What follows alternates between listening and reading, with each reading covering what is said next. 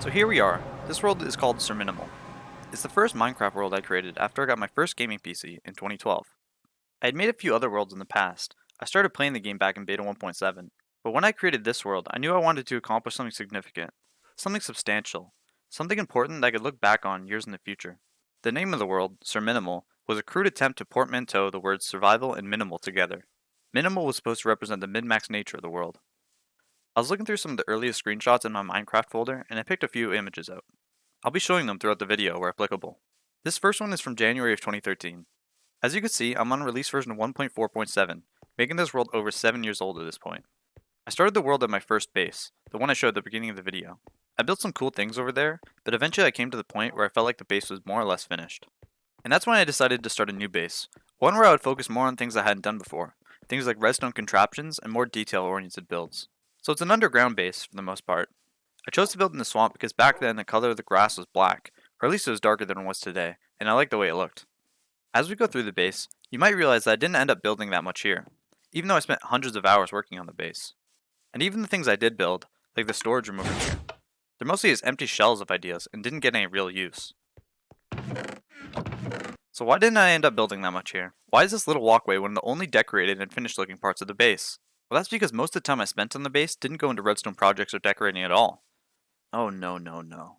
Instead, all that time, all that effort, it went into this giant monstrosity over here. Feast your eyes on the affectionately named Autism Hole.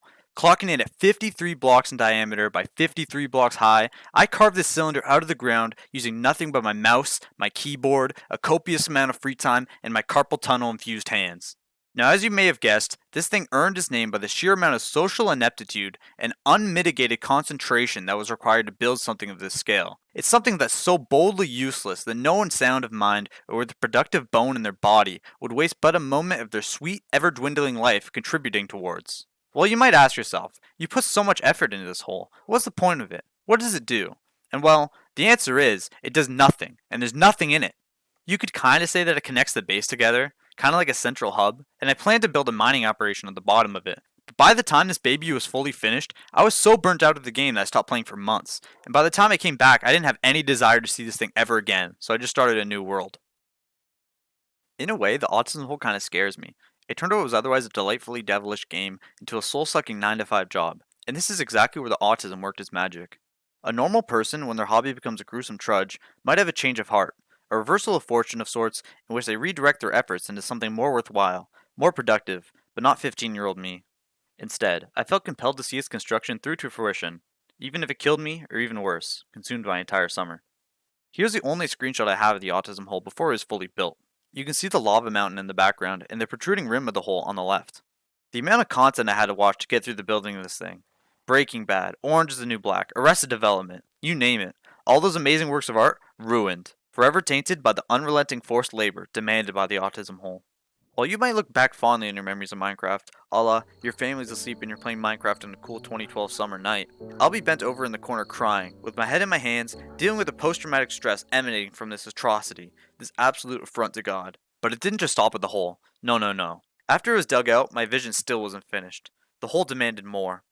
I couldn't just leave its walls unfinished. I had to replace them with stone brick. This might sound like a small task in comparison, but when you think about how large these walls are and the sheer amount of blocks that had to be placed, it really added up. And the ground, it had to be finished too. I was ready to move on, use stone bricks, make a quick floor, call it a day, but no. The hole demanded ice, and it wouldn't compromise. I didn't even have an ice farm, so I had to build one. And after that, I didn't even like the way the ice looked, so I needed carpet. So I made a wool farm, and then finally, it was complete. The more I thought about it, the more I realized everything in this world, every hour I spent mining, every minute I spent killing cows, all the farms I'd built, and all the mobs I'd slain, everything. Everything had been building up to this one creation, the one final monument that represents one of the most memorable periods of my life, no matter how pointless of an endeavor it may have been, the Autism Hole.